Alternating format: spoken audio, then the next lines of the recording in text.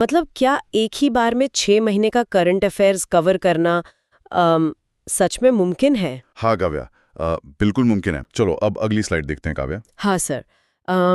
इसमें तो मुझे एक चमकती हुई 3D गोल्डन ट्रॉफी और कुछ मेडल्स बने हुए दिख रहे हैं। बिल्कुल, क्योंकि ये विजुअल्स ना सम्मान का प्रतीक है।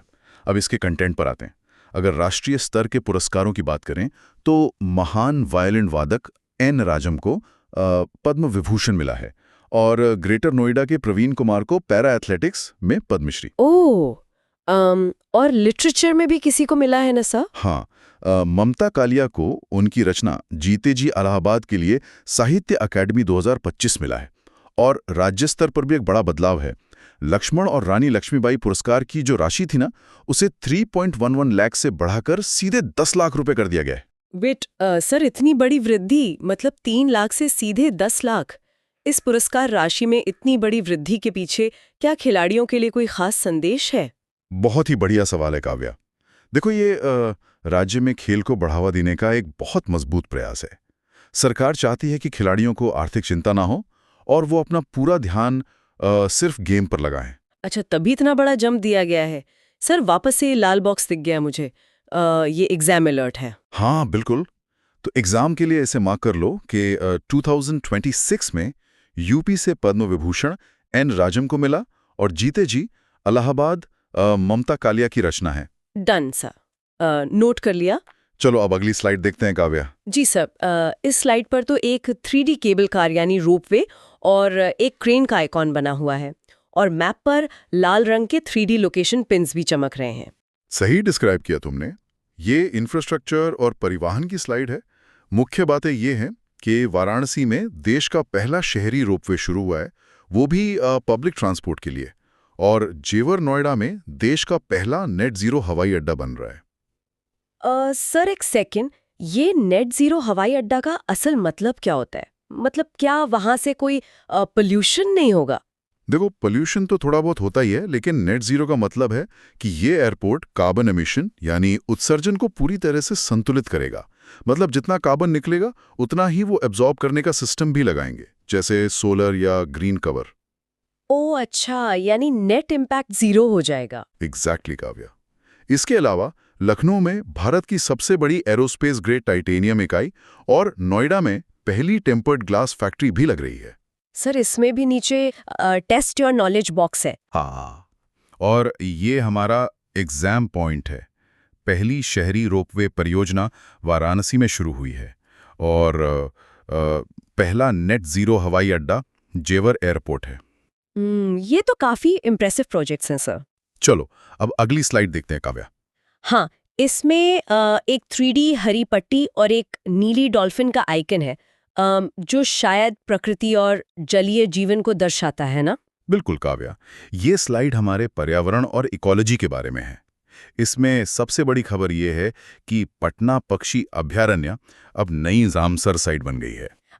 वेट वेट सर, पटना तो बिहार में है ना, तो ये यूपी के करंट अफेयर्स में क्यों है? हाँ हाँ, मुझे पता था तुम ये जरूर पूछोगी। यही तो सबसे ट्रिकी पार्ट है काव्या। ये अभयारण्य नाम से जरूर पटना है, पर ये असल में यूपी में ही है। अरे बाप रे, ये तो एग्जाम में सच में बहुत बड़ा ट्रैप हो सकता था। हाँ, और इसलिए इसे ध्यान रखना। इसके अलावा महाराजगंज में दुनिया का पहला जटायु यानी गिद्ध संरक्षण केंद्र खुला है। बिजनौर में प्रोजेक्ट डॉल्फिन शुरू हुआ है और गोंडा के पार्वती अर्गा पक्षी अभयारण्य को इको सेंसिटिव जोन घोषित किया गया है। सर ये रेड बॉक्स देखिए, एग्जाम अलर्ट। हाँ, इस पर बिल्कुल जोर देना है। पटना पक्षी अभयारण्य यूपी में है और दुनिया का पहला जटायु संरक्षण केंद्र महाराजगंज में है। इसे भूलना नहीं। बिल्कुल नहीं सर, अब तो दिमाग में फिक्स हो गया। तो चलो अब अगली स्लाइड देखते हैं काव्या। जी सर। देखो, इस स्लाइड का विजुअल बहुत ही फ्यूचरिस्टिक है। इसमें एक एआई ब्रेन और रोबोट के चेहरे का 3D आइकन है, जिसके चारों तरफ नीले रंग के सर्किट नोड्स चमक रहे हैं। वाओ, देखने में तो किसी साई-फाई मूवी का सीन लग रहा है। हाँ, और कंटेंट भी वैसा ही है। काव्या, मीरठ की सीसीएस यूनिवर्सिटी अब भारत का पहला एआई सक्षम विश्वविद्यालय बन गया है। ग्रेटर नोएडा के गिम्स में देश का पहला एआई क्लिनिक खुला है, और आईआईटी कानपुर ने ना पैरों वाला पहला रोबोट लॉन्च किया है जिसका नाम है स्कॉर्प। सर पैरों वाला रोबोट, इस स्कॉर्प का फायदा क्या है सर? मतलब आमतौर पर तो रोबोट्स पहिए पर चलते हैं ना? सही कहा। पर देखो, पहिए वाले रोबोट्स सीधी सड़क पर ठीक है, लेकिन ये पैरों वाला स्कॉर्प ना ऊबड़ खाबड़ और खतरनाक जगहों पर बहुत आसानी से चल सकता है, जैसे पहाड़ी इलाके या डिजास्टर जोन। और हाँ, यूपी एआई आधारित सड़क सुरक्षा शुरू करने वाला पहला राज्य भी बन गया है। अच्छा, मतलब डिजास्टर मैनेजमेंट में बहुत काम आएगा। सर ये रहा एग्जाम अलर्ट बॉक्स। हाँ, तो एग्जाम के लिए इसे नोट करो कि भारत का पहला एआई क्लिनिक ग्रेटर नोएडा में खुला है और स्कॉर्प रोबोट आईआईटी कानपुर ने विकसित किया है। Okay sir, done. चलो अब अगली स्लाइड देखते हैं काव्या। हाँ सर, इसमें सोने के सिक्कों का ढेर है और एक हरे रंग का 3D एरो ऊपर की तरफ जा रहा है। ये तो डेफिनेटली इकोनॉमिक ग्रोथ का प्रतीक है। बिल्कुल, ये स्लाइड यूपी बजट 2026-27 के बारे में है। इस साल यूपी का कुल बजट 9,16,966 करोड़ रुपए है, जो कि पिछले वर्ष से ना 12.9% ज्यादा है। बाप रे, 9 लाख करोड़। हाँ, और इसमें कुछ नई चीजें हैं, जैसे शून्य गरीबी योजना का नाम बदलकर अब डॉक्टर भीमराव अंबेडकर योजना कर दिया गया है और प्रोजेक्ट गंगा के तहत 20 लाख ग्रामीण परिवारों को हाई स्पीड इंटरनेट मिलेगा। सर एक पॉइंट यहाँ ओडीओसी भी लिखा है। ये ओडीओसी का क्या मतलब है? ओडीओपी तो सुना था। हाँ, ओडीओपी था वन डिस्ट्रिक्ट वन प्रोडक्ट, पर ये ओडीओसी है one district one cuisine.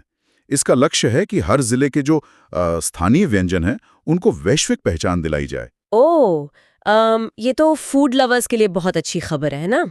Sir red box के सवाल पढ़ लिए? हाँ काव्या, ये एग्जाम के लिए रटने वाली बातें हैं। बजट में 12.9% की वृद्धि हुई है और हाई स्पीड इंटरनेट ना प्रोजेक्ट गंगा के तहत मिलेगा। इसको बिल्कुल मत भूलना। रट लिया सर एकदम। चलो अब अगली स्लाइड देखते हैं काव्या। जी सर, इस स्लाइड पर तो सुरक्षा को दर्शाती एक गोल्डन शील्ड यानी शील्ड है और एक 3D ड्रोन का आइकन भी बना हुआ है। हाँ, ये रक्षा और पुलिस सुधार का सेक्शन है काव्या। रक्षा क्षेत्र में लखनऊ में 300 करोड़ रुपए की लागत से ब्रह्मोस मिसाइल निर्माण इकाई का उद्घाटन हुआ है और अयोध्या में देश का 7वां एनएसजी हब बनेगा। ये तो बहुत बड़े प्रोजेक्ट्स हैं। और पुलिस सुधार में क्या है सर? पुलिस सुधार में एक नई सवेरा योजना शुरू हुई है। मेरा डाउट यही था सर, ये सवेरा योजना आखिर किसके लिए शुरू की गई है? देखो काव्या, ये सवेरा योजना ना खास तौर पर बुजुर्गों की सुरक्षा के लिए यूपी पुलिस की एक बहुत ही अच्छी पहल है, ताकि अकेले रहने वाले सीनियर सिटीजन्स खुद को सुरक्षित महसूस करें। और साथ ही पुलिस भर्ती में अग्निवीरों के लिए 20% आरक्षण को भी मंजूरी मिल गई है। ओह, बुजुर्गों वाला पॉइंट सच में बहुत अच्छा है। सर ये लीजिए, मेरा एग्जाम अलर्ट आ गया। हाँ काव्या, तो एग्जाम अलर्ट ये है कि ब्रह्मोस मिसाइल निर्माण इकाई लखनऊ में है और अग्निवीरों के लिए पुलिस भर्ती में 20% का आरक्षण है। जी सर, नोटेड। चलो अब अगली स्लाइड देखते हैं काव्या। इसका विजुअल तो बहुत ही सुंदर है सर। एक प्राचीन मंदिर है, एक जलता हुआ दिया है और ऐतिहासिक स्मारकों के ना छोटे छोटे 3D मॉडल्स बने हैं। बिल्कुल, क्योंकि ये विरासत और संस्कृति की स्लाइड है। देखो, अयोध्या में दुनिया का पहला रामायण मोम संग्रहालय यानी वैक्स म्यूजियम बन रहा है और प्रयागराज में ना देश का पहला स्थायी कलाग्राम स्थापित हुआ है। वाओ, और जीआई टैग्स के बारे में भी कुछ है इसमें? हाँ, मथुरा की जरी पोशाक और मीरठ के पारंपरिक बिगुल को नया जीआई टैग मिला है काव्या।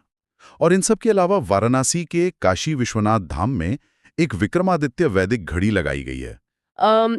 सर ये वैदिक घड़ी सामान्य घड़ी से कैसे अलग होती है? मतलब टाइम ही बताती है ना? नहीं काव्या, ये सिर्फ टाइम नहीं बताती। ये घड़ी ना भारतीय पंचांग और वैदिक गणनाओं के आधार पर टाइम बताती है। इसमें ग्रह नक्षत्र सबका हिसाब होता है। ओह, मतलब पूरा कॉस्मिक टाइम है ना? सर रेड बॉक्स देखकर मैं तो अलर्ट हो गई हूँ। गुड, मैं दोहरा देता हूँ एग्जाम अलर्ट। पहला, रामायण मोम संग्रहालय अयोध्या में बन रहा है और विक्रमादित्य वैदिक घड़ी काशी विश्वनाथ धाम जो कि वाराणसी में है वहां स्थापित की गई है। एकदम क्लियर सर। चलो अब अगली स्लाइड देखते हैं काव्या। इसमें एक नीले रंग की डिजिटल टैबलेट स्क्रीन है सर, जिस पर ग्रेजुएशन कैप रखी हुई है। ये तो एजुकेशन और टेक का कॉम्बिनेशन लग रहा है। सही समझा काव्या। शिक्षा के क्षेत्र में आईआईटी कानपुर और शिक्षा मंत्रालय ने ना एक साथी ऐप लॉन्च किया है जो प्रतियोगी परीक्षाओं की तैयारी के लिए है। अच्छा, मतलब हम जैसे स्टूडेंट्स के लिए एक सहकार की तरह? बिल्कुल। और इसके अलावा लखनऊ में दृष्टिबाधित छात्रों के लिए राज्य की पहली ब्रेल लाइब्रेरी खुली है। वहीं गौतम बुद्ध नगर के पीएम श्री नवोदय विद्यालय में एक माइक्रो फॉरेस्ट का उद्घाटन भी हुआ है। सर, इसमें ब्रिटेन की भी कोई स्कॉलरशिप लिखी है? हाँ, ब्रिटेन ने अटल बिहारी वाजपेयी चीवनिंग स्कॉलरशिप शुरू की है। मेरा डाउट ये है सर कि ये स्कॉलरशिप यूपी में पढ़ाई करने के लिए है या फिर ब्रिटेन में? ये स्कॉलरशिप यूपी के छात्रों के लिए है ताकि वो ब्रिटेन में जाकर उच्च शिक्षा प्राप्त कर सकें, वहां की यूनिवर्सिटीज में पढ़ सकें। ओह, ये तो बहुत बड़ी अपॉर्चुनिटी है। सर, आगे मेरा फेवरेट पार्ट है एग्जाम अलर्ट। हाँ, तो एग्जाम पॉइंट ऑफ व्यू से याद रखना कि साथ ही ऐप आईआईटी कानपुर ने लॉन्च किया है और दृष्टिबाधितों के लिए पहली ब्रेल लाइब्रेरी लखनऊ में खुली है। जी सर, दिमाग में सेट कर लिया है मैंने। चलो, अब अगली स्लाइड देखते हैं काव्या। इस विजुअल में तो एक 3D क्रिकेट बैट बॉल है, लाल बॉक्सिंग ग्लव्स है और एक पोडियम पर रखा गोल्ड मेडल है। हाँ काव्या, ये स्पोर्ट्स की स्लाइड है और इसमें सबसे बड़ी खबर ये है कि क्रिकेटर रिंकू सिंह को क्षेत्रीय क्रीड़ा अधिकारी यानी आरएसओ नियुक्त किया गया है। वेट सर, एक डाउट है। रिंकू सिंह तो ऑलरेडी इतना अच्छा खेल रहे हैं, तो उनको खेल के साथ साथ ये आरएसओ का पद क्यों दिया गया? अच्छा देखो काव्या, ये यूपी सरकार की एक पॉलिसी का हिस्सा है जहां वो उत्कृष्ट खिलाड़ियों को सीधे सरकारी नौकरी देकर सम्मानित करते हैं। इससे आने वाले खिलाड़ियों को मोटिवेशन और जॉब सिक्योरिटी मिलती है। अच्छा, मतलब स्पोर्ट्स एज अ करियर और सेफ हो गया है ना? बिल्कुल। और देखो परफॉर्मेंस भी। खेलो इंडिया पैरा गेम्स 2025 में यूपी ने ना 64 पदक जीतकर तीसरा स्थान हासिल किया और 38वें राष्ट्रीय खेल 2025 में यूपी की पुरुष टीम ने कबड्डी में गोल्ड जीता। साथ ही विश्व मुक्केबाजी कप फाइनल ग्रेटर नोएडा में आयोजित हुआ। वाह, सही। यूपी तो सच में मेडल्स की बारिश कर रहा है। लाल बॉक्स पढ़ रही हूं मैं। हाँ, इस पर जोर देते हैं। आरएसओ के पद पर रिंकू सिंह को नियुक्त किया गया है और 38वें राष्ट्रीय खेलों में यूपी पुरुष टीम ने कबड्डी में स्वर्ण पदक जीता है। याद रहेगा सर। चलो, अब अगली स्लाइड देखते हैं काव्या। जी सर, इस स्लाइड में एक 3D माइक्रोचिप है और एक फैक्ट्री का ब्लूप्रिंट जैसा कुछ दिख रहा है, आइसोमेट्रिक व्यू में, इंडस्ट्रियलाइजेशन जैसा। हाँ काव्या, ये उद्योग और निवेश के बारे में है। गौतम बुद्ध नगर में उत्तर भारत की पहली सेमीकंडक्टर निर्माण इकाई बन रही है और ये HCL और फॉक्सकॉन के सहयोग से बन रही है। सर, मेरा वही सवाल था कि सेमीकंडक्टर बनाने के लिए किन दो कंपनियों ने हाथ मिलाया है? तो HCL और फॉक्सकॉन है ना? बिल्कुल सही काव्या, ये एक जॉइंट वेंचर है। इसके अलावा फिरोजाबाद में 47 करोड़ की लागत से पहला ग्लास म्यूजियम बन रहा है।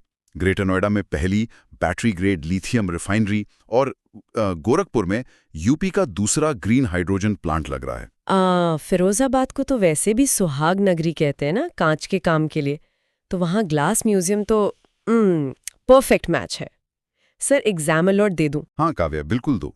तो एग्जाम अलर्ट ये है कि सेमीकंडक्टर इकाई HCL और फॉक्सकॉन के सहयोग से बन रही है और पहला समर्पित ग्लास म्यूजियम फिरोजाबाद में बनेगा। ठीक है सर। चलो, अब अगली स्लाइड देखते हैं काव्या। इस स्लाइड के एक तरफ तो स्टेथोस्कोप और अस्पताल की 3D इमारत है सर, और दूसरी तरफ चमकता हुआ सूरज और सोलर पैनल्स हैं। हाँ, क्योंकि ये स्लाइड हेल्थ और रिन्यूएबल ऊर्जा का बैलेंस दिखाती है।